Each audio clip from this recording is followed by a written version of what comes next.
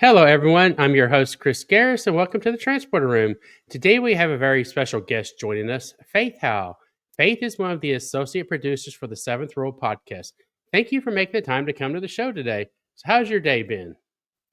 Very quiet. It's been a snow day here for us, second in a row, in fact. So Wow, it's been great with extra time home with my boys. I bet I got one snow day. I'm gonna say more of an ice day. Some areas did get snow, but we got a lot of ice down here where I live in Texas, and so um, we couldn't take our school buses out. There's one Yeah, that's bridge. kind of what we're doing here. It's been a one-day school week this week because we had Oh. Martin Luther King Day and we Mhm. had one day back, and then we had two snow days, and then this Friday is scheduled as a teacher work day anyway. So I'll be Wow. working tomorrow, but working from home. So the students have been off all week basically then. Basically, yeah. Dang. So anyway, I want to let you know that it really has been a pleasure getting to know you since I joined the Seventh Rule, and for making me feel so welcomed. Honestly, it's been fun. Um, we get to all hang out and chit chat after our free for alls and all that stuff. So that has been great. But I've been wondering, and I've never asked you this. How did you find out about the Seventh Rule? Well, I mean, it's a long story, I guess, but Yeah. I've been a fan for many, many years, Mm-hmm. and I've been in and around the community. I begged my dad to take me to conventions when I was very, very little, um, and so I had met Aaron Eisenberg Nice. once officially at a convention in Crystal City, Maryland, I think, north of DC. And had a fun fan interaction with him there. Mm-hmm. And then bumped into him. I think it's a little bit fuzzy, but I think it must have been at our local movie theater when Nemesis premiered. I think it had to be because I remember who I was with. I remember where I was, but I can't remember for sure what movie it was. I'm pretty sure it was Nemesis, and he was just sitting at a table by the popcorn by himself at that time. I'm not entirely sure how he got invited to that particular event, but had a fun little one-on-one conversation with him there as well. And so he's always had a special place in my heart. I have another little insider story and a fan Oh, interaction with him too. I'll share another time, um, okay. but he Intriguing. has always had a special place in my heart. I'll put it that way. And so, Okay. hopping around the internet as we do, the algorithm in its infinite wisdom shows you what it thinks you want to see, and somehow, some way, it decided that I must like Star Trek. I didn't think at that point Google a lot of Trek, things. I wasn't Mm-hmm. involved in a lot of things, but it showed me his one of his early episodes that first season Yeah. in 2019. So it had to have been like late August because I think it was right as we were starting school. And so I Mm-hmm. didn't have a lot of time. And I was like, oh my goodness, all about this. This is a brilliant idea. I love that we're talking about Aaron Eisenberg sharing his thoughts and memories, especially from DS9, which has always been one of my favorites. And so bookmarked that, subscribed, Mm-hmm. made sure I was going to come back to that. And then, of course, very shortly thereafter, he passed. And Yeah. so at that point, I started paying attention more for, the dialogue around, supporting Melissa. Of course, then at that point, I didn't really know anything about her, who she was, Mm-hmm. other than her connection to Aaron. And so, out of wanting to support her a little bit, and still wanting to see what had become of the podcast, I stuck around. And I didn't honestly understand at that point how how the whole chat thing was working. So Yeah. took me a little bit of time to figure that out. And about the time I finally clicked was around VTC one when Ryan Oh. had that brilliant idea. My goodness, I can't believe I don't know if he still tells it this way, but at the time he said, like they were worried about missing Star Trek Las Vegas because of COVID that year. Mm-hmm. he just like woke up out of a sound sleep and had this brilliant idea to just put it all online for free for people, and that's how VTC was born. And I'm here for it because as some of you may already know, I have a child with pretty extensive special needs. Makes it very difficult to go out and around with him. Mm-hmm. So being able to go back to con going, and especially the way we did it the first VTC or two, there was a lot more fan interaction than just the videos that were put up for the last one. Okay. And so it was brilliant. There was, a Zoom component where we actually got to hop in and, go into breakout rooms and talk to people or go to different Zooms. And, it was great. And it was everything that I was missing. And it really just brought me right back into the fold. So how many times has Virtual Trek Con taken place? I thought I have saw something about like 4 or 5 times, but Something I like don't that. know that. Okay. Mhm. And do we Here, still do I it? can look it up for us really quick. Yeah, look it up because I'm curious. Are they still doing it, or are they Yes. done? No, it's Okay. still going, Hmm. as far as I Okay. know. All Well, right. they have their 2 weekly podcasts, if nothing else, but I think we are still planning for a virtual TrekCon. Let's see. Oh, yeah, the regular VTC podcast, you mean? Mhm. Okay, like the main Well, viewer. there's Okay. that, but they do their annual event. Let's see. Okay. See, I didn't. Well, as you may or may not remember, I came in mid August or like early August into all of this stuff, and so into especially the seventh rule. So 2024 was the VTC 5. Okay. Huh. Wonder if we're having a VTC 6 this year. Well, there's already discussion of the Lappy Awards, so I would expect they go hand Okay. in hand. So yeah, we've got Virtual Trek on like Tuesday nights, and we have Star Trek and Chill on Friday nights, and then we do our seventh rule stuff. Obviously throughout the week when everything is going and they're not doing conventions or Mhm. traveling or anything like that.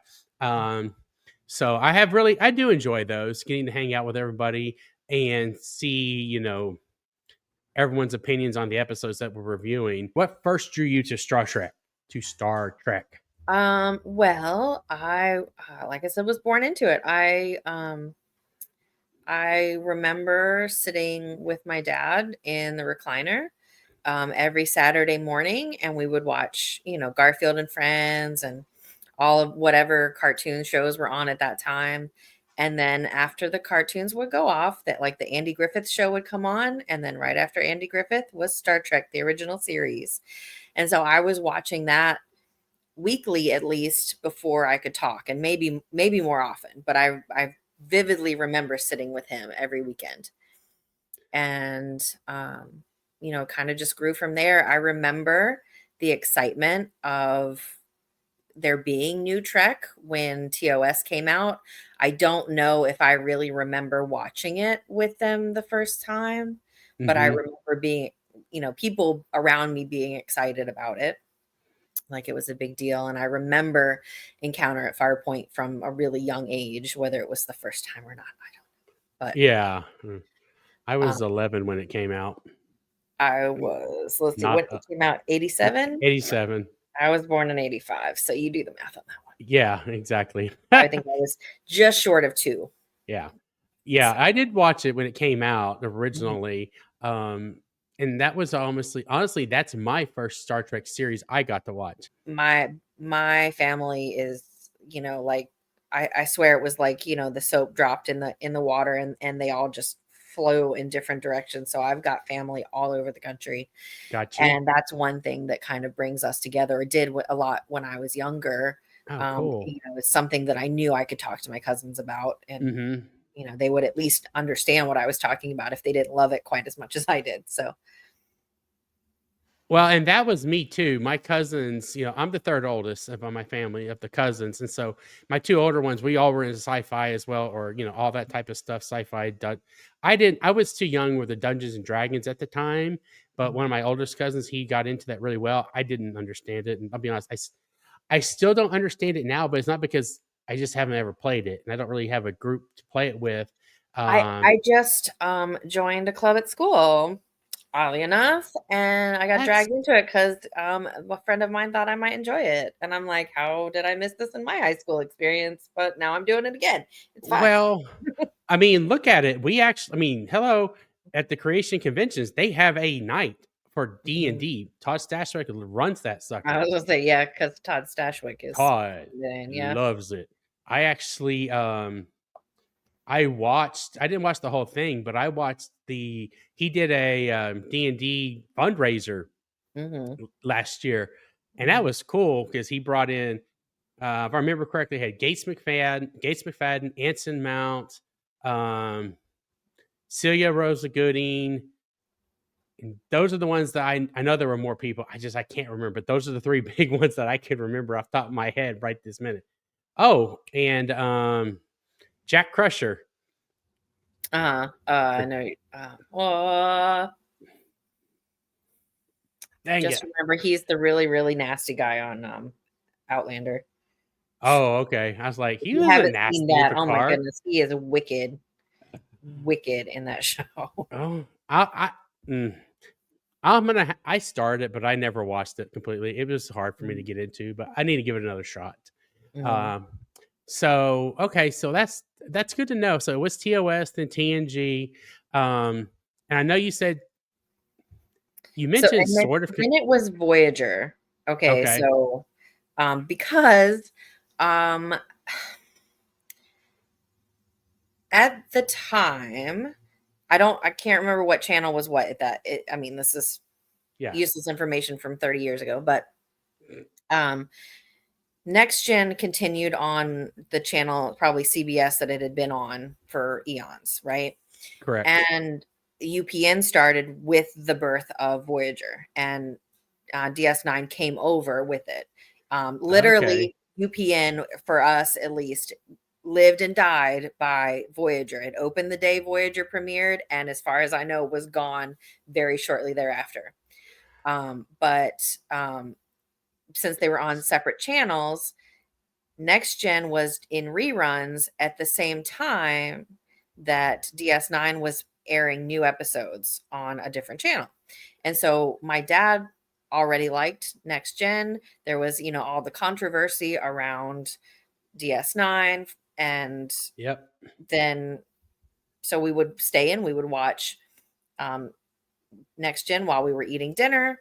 And then we would flip over to Voyager immediately after, and so I just didn't get to see the first year or two of Deep Space Nine, which is hmm heartbreaking. But also, fun sidebar, it did mean that when I got to be of age and was old enough to have my own money and do my own thing, that I was able to buy season 2 on DVD, and I had new episodes that I had never seen, and it was the most joyful like surprise for myself ever. So you had TOS, TNG, Voyager, Hmm. then DS9, Hmm. I guess, and then did you do Enterprise? I did, but Enterprise premiered when I was in about the 11th grade. And so, 11th, 12th grade, you've got other priorities. You're trying to get out Yep. of school and going into college. So Yep. I did watch, but I didn't have time to watch and rewatch like I do, like I have Yeah. the other shows. So hmm I did enjoy it. I don't know. I did hear a little bit about what the guys were talking about. Is it Linda Park, and Hoshi's character, in their, I guess, one of their most recent episodes, and hmm 100% agree. She's phenomenal. I love her. I love Hoshi. She was so underused. I wish I could have jumped in on that conversation because Paxton's deadline is up. We have to face an unpleasant reality. Captain Archer's mission has failed. Paxton will need 2 minutes to power up the array before he can fire. 2 minutes? It's enough. I'm not prepared to take that chance. Your estimates could be wrong. I won't destroy the array unless we have no other choice. Yeah. she is a big part of who I am and where I've decided to go in my professional life, and so underused. So Wow. yeah. So that actually kind of would be something. Yeah, that I didn't know that. Because that would be something like how has Star Trek shaped your career or hobbies? And it sounds like Hoshi shaped your career somewhat. The linguist parts for Yeah. sure, Yeah, that's what I'm being getting at. exposed to different languages and different cultures from an early age, I've always had Mhm. that curiosity. It did lead me to travel quite a bit when I got out of college. I majored in Asian studies, Mhm. partly because, I was aimed to be a French major, and then I realized, well, I was told at a job fair that I would never do anything non-academic with that because they will just hire a native speaker versus hiring somebody who studied. And Oh. so I was like, okay, that's interesting. And so Thank then, you. I went and took some Japanese classes, some Chinese classes, and Mhm. Russian, and just generally enjoyed languages. Ended up, like, what exactly am I going to do with this? And I saw some posters for Asian studies and figured, why not? Turns out that's actually a history focused sort of major as well. So Mhm. also highly academic. And what are you going to do with it other than go teach somewhere? Mhm. So here I am. Well, that's cool. So it really did influence you. That's that, Mm. but that's what it does. So I mean, that's a great story. I did not know that. So we're gonna get into conventions first. Then we're gonna get into the meat, the meat a little bit more here. I know you said you did those like sound like you did some mini conventions back when you were younger. Where you met Well, Aaron and all that when stuff. when Have I you was done the big little, stuff? when I was little, they weren't so much like Star Trek conventions as Yeah. they were Star Trek actors invited to like a tech something, like, Okay. computer show or something, at a local venue. So, Okay. um, I did meet a number of the actors that way. I, of course, back then that nobody got to see Shatner unless you were paying, buku dollars. But I have been in a room with Shatner a couple of times. Oh, that's Um, cool. he is an entertainer for sure. Like, he gets up there, and I have some very funny stories I could retell for about him and things that he's done Oh, on that's so stage, but cool. have not gotten to speak with him directly. Yeah. I George Takei, I got to meet. I think that's the first actor I like got to walk up to a table and sort of interact with. That was probably around the time either 5 or 6 came out in the theaters. mhm. I remember the posters being up, but I was fairly young at that Yeah. time. You're talking about your first meets. I guess I'm not yes. Robert Beltran was the first person Oh, I got awesome. my autograph from Mhm. last October in San Antonio at SpaceCon. He was the first person I got in line to get my autograph from. I had a nice conversation with Denise Crosby when I met her after talking to her through the seventh rule. And, she asked, did I want an autograph? And I said, I had a bunch back in the day when that you could buy at the convention, the big posters of like the space station. And I had Mhm. probably half the cast Oh, just from one event. Like, I used to go to some big cons back in the day. And it's all gone. I don't know where it is. It might be in an attic somewhere, yeah. but it all disappeared when I was off at college, and my mom is not a fan. So I have a feeling I know where it went. Oh, well, that's a shame. I have been really blessed, and I've had people like gift me purchased signatures and things that, I mean, I would be curious to have them authenticated, Yeah. but I don't have any other reason to believe they're Yeah. not real. But honestly, to me, it's more the 30 seconds of time you get to spend with that person. Yeah. For example, at GalaxyCon, a couple years ago, I got up to the front to talk to LeVar Burton, and there was some sort of question about how the payments were happening, and he asked me to just hang on just a second, and he was so apologetic, and I was like, "Sir, please." It is not hurting me in the least to have to No. stand here next to you for another minute. And No, not he at all. laughed, and he turned, and we had a little exchange while we were waiting. And Oh, absolutely, sir, no problem. absolutely. Sorry for these people. I know. I my the best story I have that's similar to something like that Mhm. was a space con.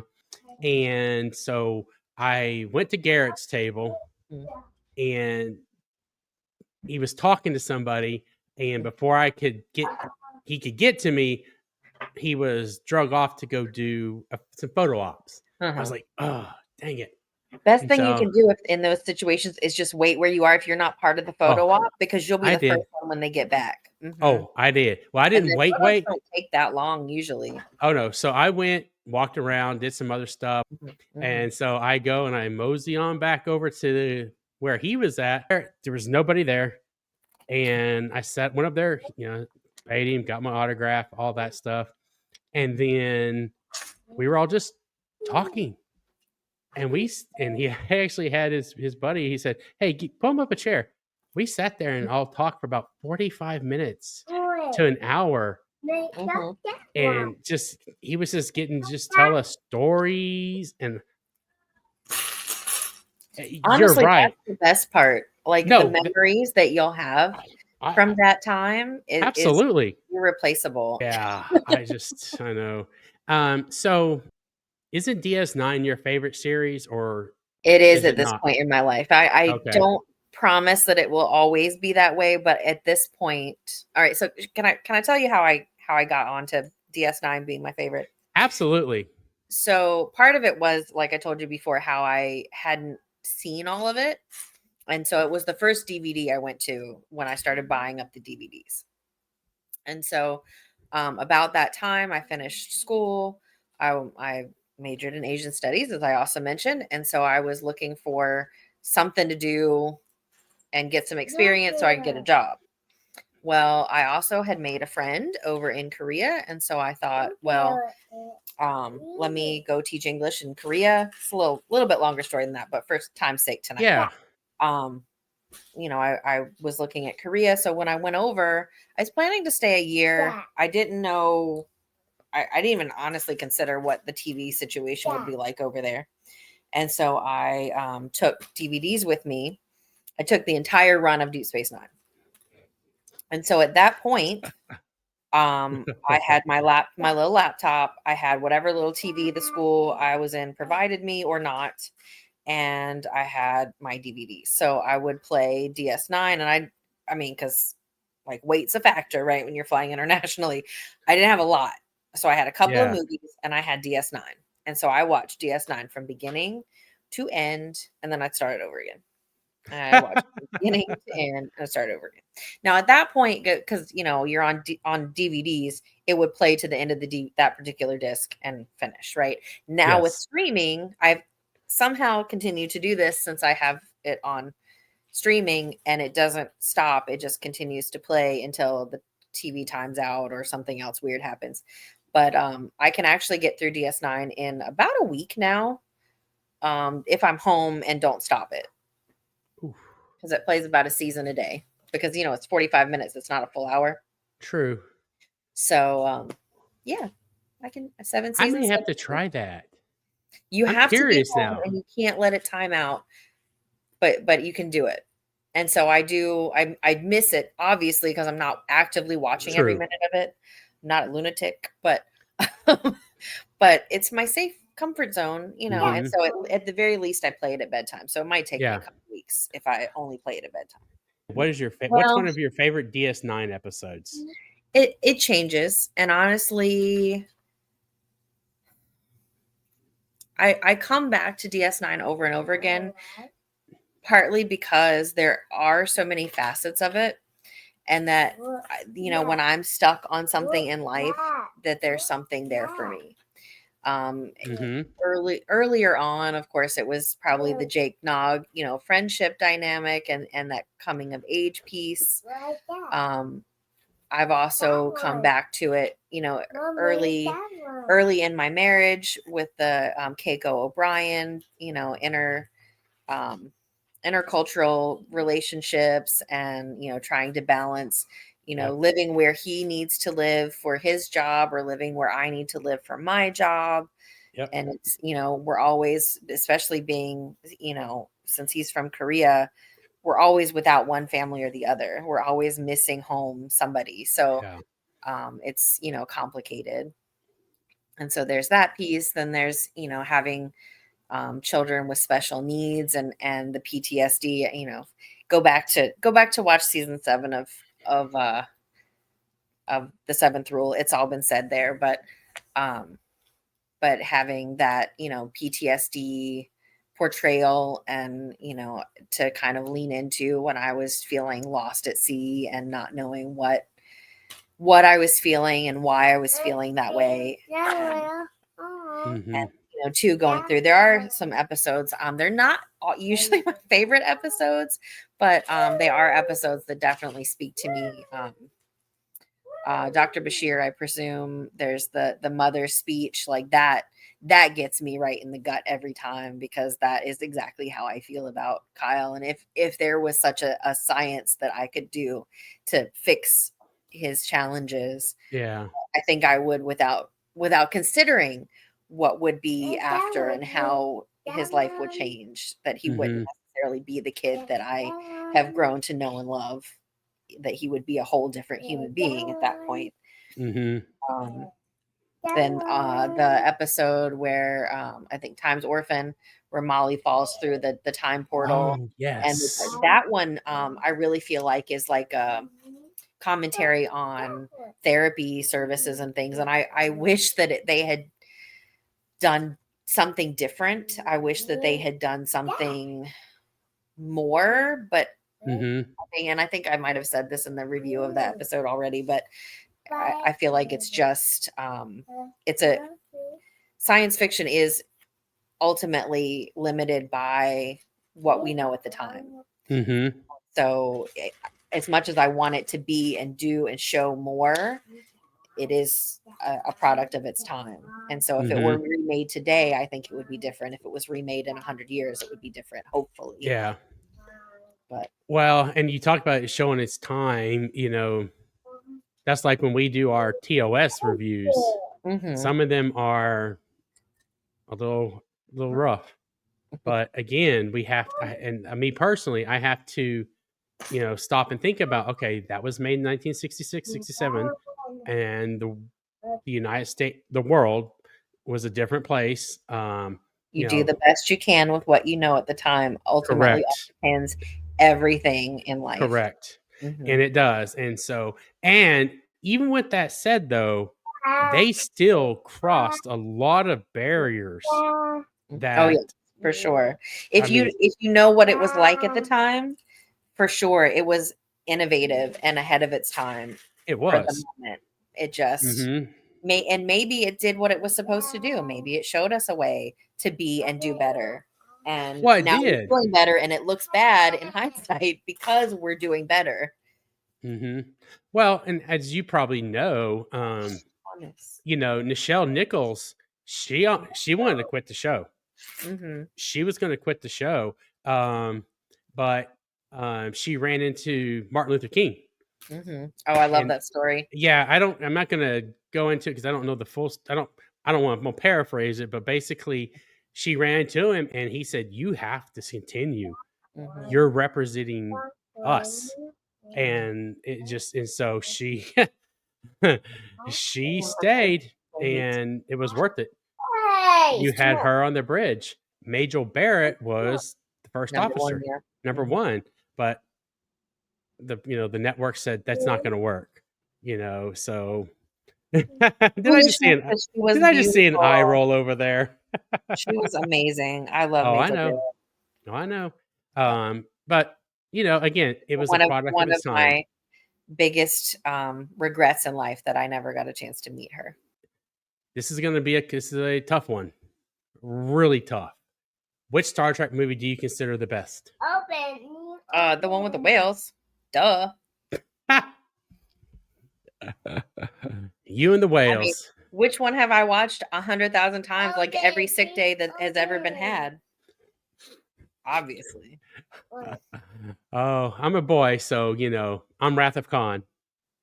No, followed by the whales. Things. We talked about this. The ear things I cannot. My life has been ruined. That movie almost it's not been blocked out as much as Nemesis, apparently.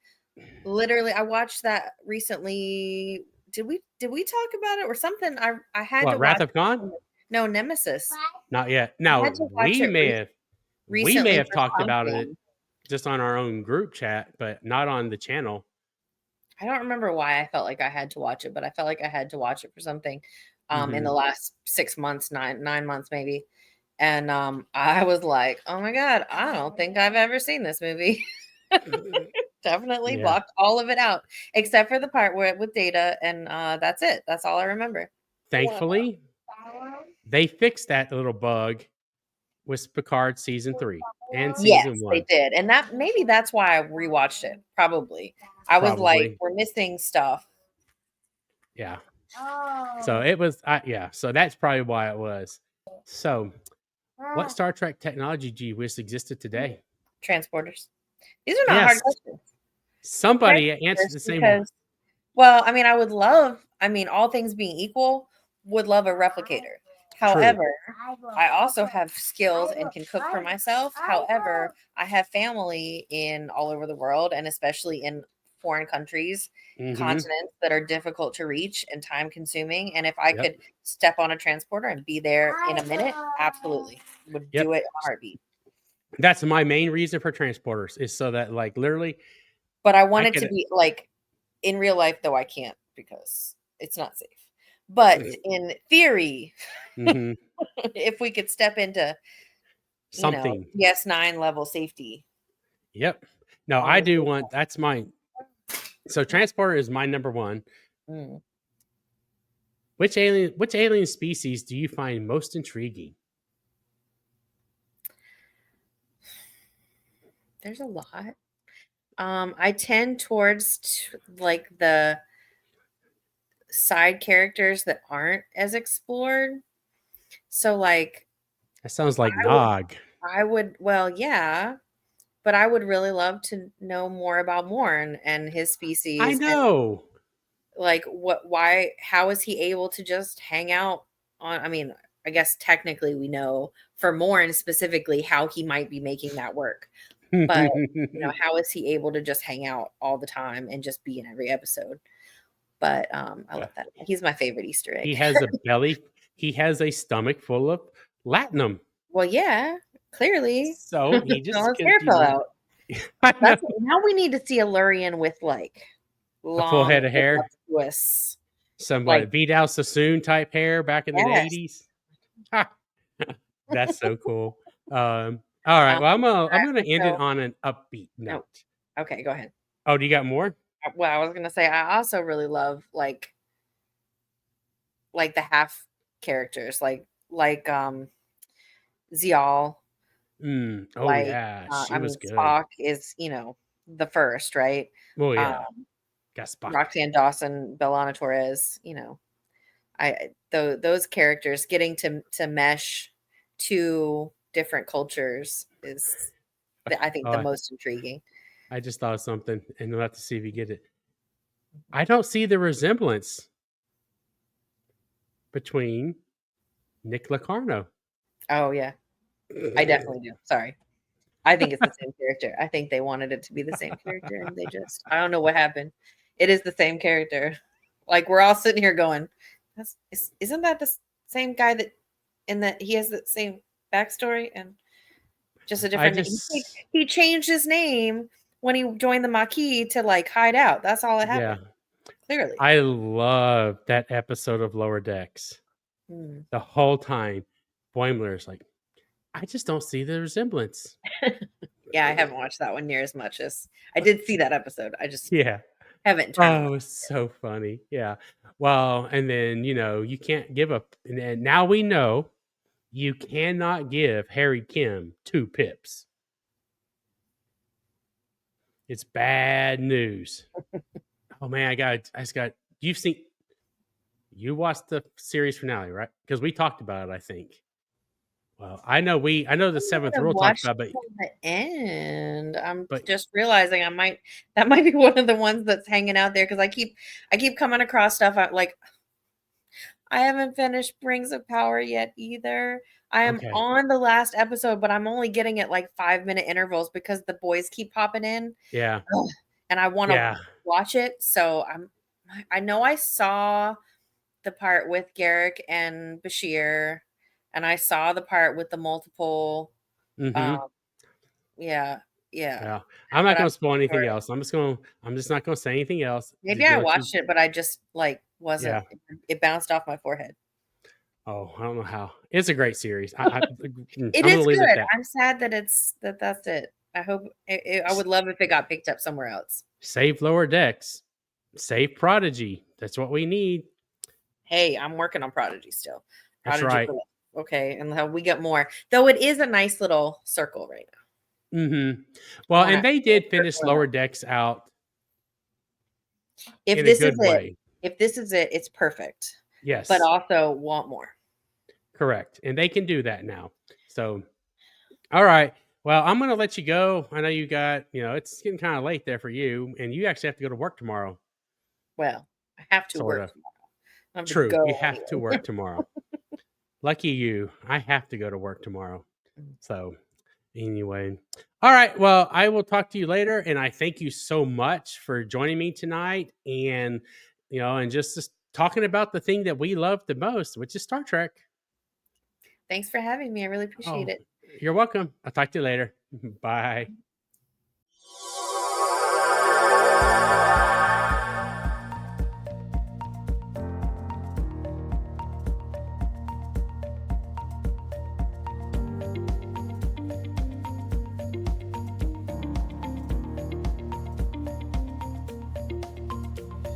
For as little as $5 per month, you can gain early access to the full ad-free versions of all interviews, plus additional exclusive content by joining Patreon.